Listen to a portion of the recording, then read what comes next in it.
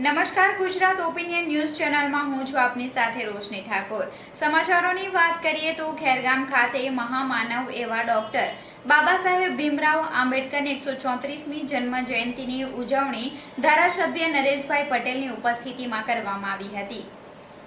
દેશને સર્વોચ્ચ બંધારણ આપનાર બંધારણના ઘડવૈયા શિલ્પકાર, ભારત રત્ન, વિશ્વ વિભૂતિ, શોષિત પીડિતો અને મહિલાઓના તારણહાર, કાનૂની મંત્રી એવા મહામાનવ ડોક્ટર બાબા સાહેબ ભીમરાવ આંબેડકરની 134મી જન્મજયંતિની ઉજવણીના ભાગરૂપે ખેરગામ આંબેડકર સર્કલ પાસે વહેલી સવારે આ વિસ્તારના ધારાસભ્ય નરેશભાઈ પટેલની ઉપસ્થિતિમાં ડોક્ટર ભીમરાવ આંબેડકરની પ્રતિમાને હાર તોરા કરી બાબા સાહેબ આંબેડકરને પુષ્પાંજલિ અર્પી હતી, જેમાં ભાજપ પ્રમુખ લિતેશ ગાવિત, મહામંત્રી ચેતન પટેલ, વિજય રાઠોડ, માજી જિલ્લા પંચાયત પ્રમુખ ભીખુભાઈ આહિર, મહિલા મોરચાના પ્રમુખ જીજ્ઞાબેન, ન્યાય સમિતિના અધ્યક્ષ પૂર્વેશભાઈ ખંડાવાલા, ડેપ્યુટી સરપંચ જિજ્ઞેશ પટેલ સહિત ભાજપના કાર્યકરો ઉપસ્થિત રહ્યા હતા। જે બાદ તાલુકા કોંગ્રેસ સમિતિ દ્વારા પણ આંબેડકર સર્કલ ખાતે કોંગ્રેસના અગ્રણીઓ અને કાર્યકરો દ્વારા બાબા સાહેબ આંબેડકરની પ્રતિમાને હારતોરા કરી 134મી બાબા સાહેબ આંબેડકરની જન્મ જયંતિની ઉજવણી કરી હતી।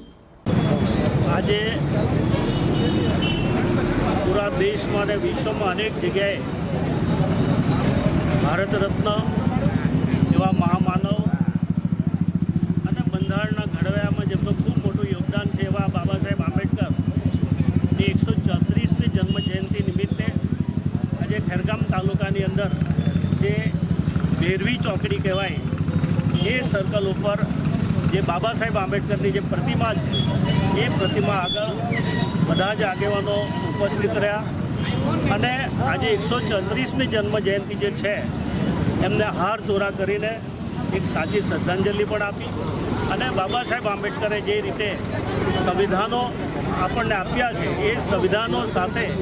દેશ સારો વિકાસ કરે અને એક કાર્યકર્તા તરીકે એમાંથી આપણે બધા સૌ પ્રેરણા લઈએ એ પ્રકારની વાતો પણ અહીંયા કરવામાં આવી છે। ફરીવાર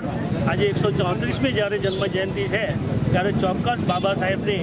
જે કંઈ એમણે આપેલી એક સંવિધાનના જે એક બંધારણના રૂપમાં એ ચોક્કસ એ જ પ્રેરણાથી અમે આગળ વધીશું। ધન્યવાદ।